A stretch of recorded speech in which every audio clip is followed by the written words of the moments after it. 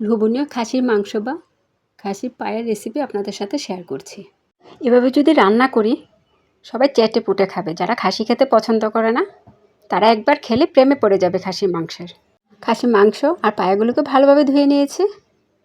এখানে রসুন বাটা, আদা বাটা, জিরার গুঁড়া, ধনিয়ার গুঁড়া, হলুদের গুঁড়া, মরিচের গুঁড়া, স্বাদমতো লবণ, তেল, আস্ত গরম মশলা আর ঘরে তৈরি করা গরম মশলার গুঁড়া পরিমাণ মতো দিয়ে সমস্ত উপকরণ ভালোভাবে মেখে তারপর চুলায় বসিয়ে দিলাম। আর কিছুক্ষণের জন্য ঢেকে দিয়েছিলাম। আস্তে আস্তে নেড়ে চেড়ে দিতে হবে। চুলায় বসিয়ে পানি ব্যবহার করতে হবে না। মাংসগুলো থেকে নিজে থেকেই পানি উঠে যাবে আর ওই পানিতে আস্তে আস্তে কষিয়ে নিব।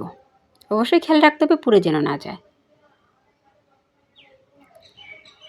আমরা কিন্তু খাসির পায়া দিয়ে নেহেরি খাই বা খেতে পছন্দ করি, কিন্তু মাংসের সাথে যদি এভাবে রান্না করি খেতে অসাধারণ। এই রেসিপিটাই আপনাদের সাথে শেয়ার করছি। আস্তে আস্তে এভাবে কষিয়ে নিব।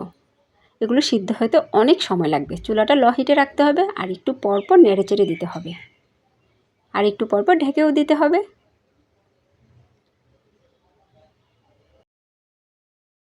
এখানে 4টা খাসির পায়াগুলো আছে আর মাংস দিয়েছি 2-3 কেজির মতো। কষানো হয়ে গেছে। এখন পরিমাণ মতো ঝোল দিয়ে দেব। আপনারা ঝোলটা কতটুকু রাখবেন, পাতলা বা ঘন, তার উপর নির্ভর করে পানিটা ব্যবহার করবেন। আর কিছুক্ষণের জন্য ঢেকে দেব। ঢাকনাটা উঠিয়ে একটু পরপর নেড়ে চেড়ে দিব।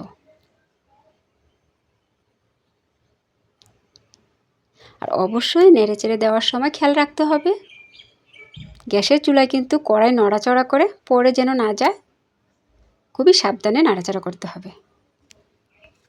এই রেসিপিটা যখন প্রায় হয়ে আসবে একটা বাগার দিব শুধু পেঁয়াজের। কালারটাও সুন্দর হবে, একটা স্মেল আসবে, খেতেও খুব ভালো লাগবে। ঝোলটাও ঘন হবে। এটা একদমই অপশনাল। এখন চুলাটা একদমই লো হিটে রেখে দিব তেলটা ভাসা আসা পর্যন্ত। এই রেসিপিটা রুটি, পরোটা, এমনকি ভাত, পোলাওর সাথে খেতে অসাধারণ। এতক্ষণ ভিডিওটা দেখার জন্য অসংখ্য ধন্যবাদ। আবারও চলে আসবো নতুন এক ভিডিও নিয়ে। ততক্ষণ সবাই ভালো থাকবেন। আল্লাহ হাফিজ।